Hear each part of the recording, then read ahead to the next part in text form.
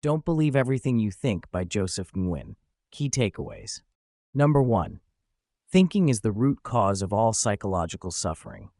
I think and think and think. I've thought myself out of happiness 1,000,000 times, but never once into it. Jonathan Safran IV.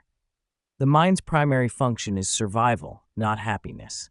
Our sophisticated ability to think evolved to keep us alive, alerting us to potential dangers. However, this constant alertness can lead to unnecessary stress and anxiety in modern life. The mind often creates hypothetical scenarios based on past experiences, causing us to worry about future threats that may never materialize. Suffering is optional. While pain is unavoidable in life, how we react to events determines whether we suffer. The Buddha explained this concept using the analogy of two arrows. The first arrow represents the unavoidable pain of an event, while the second arrow represents our reaction to it. We can't always control the first arrow, but the second is optional. Awareness is key. Recognizing that our thinking causes our suffering is the first step towards freedom. By understanding this, we can begin to detach from our thoughts and observe them without getting caught up in them. This awareness creates space for peace and happiness to naturally arise. Number 2, we live in a world of thought, not reality. Thought is not reality, yet it is through thought that our realities are created. Sydney Banks. Perceptions shape our reality. Each person experiences the world through their own unique lens, created by their thoughts and beliefs. This explains why two people can be in the same situation yet have completely different experiences. Meaning determines experience. It's not the events themselves that cause our emotions, but the meaning we assign to them. For example, money can represent freedom, opportunity, or greed, depending on one's perspective. The same job can be a dream for one person and a nightmare for another. A political figure can inspire hope or fear based on individual interpretations. Recognizing thought-created reality allows us to understand that our experience of life comes from within. This insight empowers us to change our perceptions and, consequently, our lived experience. Number 3, thoughts and thinking are different. Thoughts are neutral. Thinking causes suffering. Stop thinking and end your problems, Lao Tzu. Thoughts are neutral. They are the raw mental materials from which we create our experience of the world. Thoughts come effortlessly and spontaneously, originating from a source beyond our conscious control. Thinking is active engagement. It involves analyzing, judging, and ruminating on our thoughts. This process requires energy and often leads to negative emotions and suffering. Key distinctions between thoughts and thinking. Thoughts, effortless, spontaneous, neutral. Thinking, effortful, deliberate, often leads to suffering. Observing without engaging is the key to freedom from suffering. By allowing thoughts to come and go without getting caught up in thinking about them, we can maintain a state of peace and clarity. Number 4, our natural state is peace, love, and joy. We are ever only one thought away from peace, love, and joy, which come from a state of no thought. Dick and Bettinger. Our default state is one of well-being. Like a clear sky that's always present behind the clouds, our innate peace, love, and joy are always there, often obscured by our thinking. Negative emotions are not necessary. While some negative emotions can be helpful for survival, e.g., fear in genuinely dangerous situations, most are unnecessary in our daily lives. They arise from our thinking, not from external circumstances. Returning to our natural state doesn't require effort or positive thinking. It simply involves letting go of our habitual thinking and allowing our innate well-being to surface.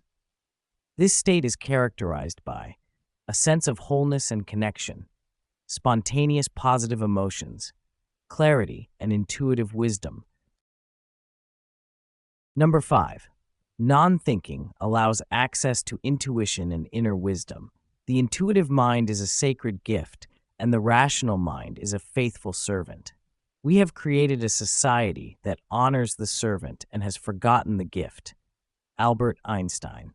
Intuition is our direct connection to infinite intelligence or universal mind.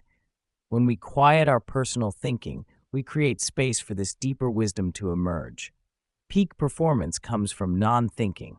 Athletes, artists, and innovators often describe their best work as coming from a state of flow or being in the zone.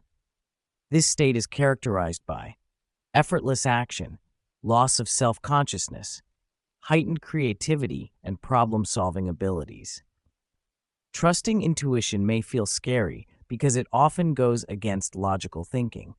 However, following this inner guidance often leads to unexpected positive outcomes and a sense of alignment with a greater purpose. Number 6. Creating space for miracles through non-thinking.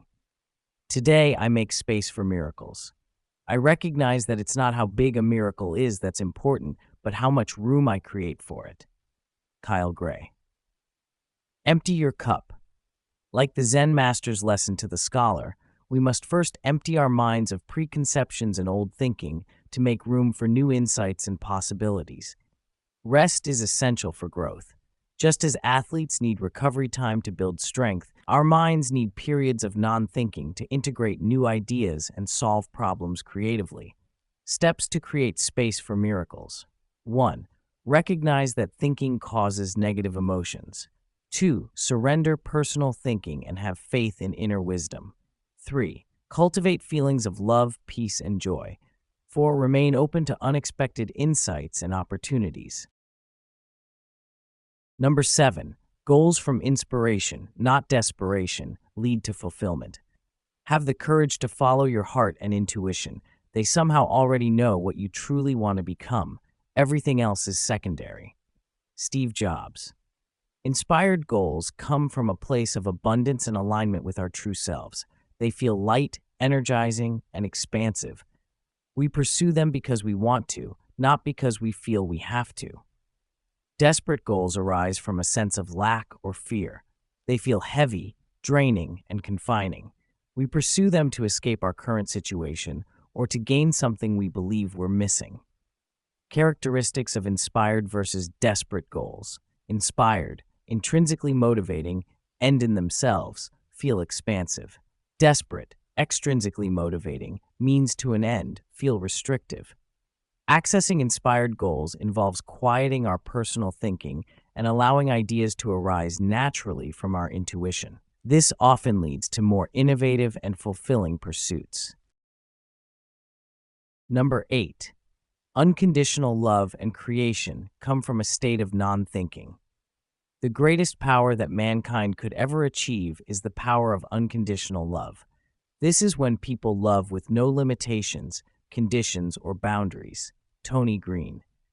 Unconditional love has no reasons or conditions. It's an outpouring of love from within, not dependent on external circumstances or reciprocation.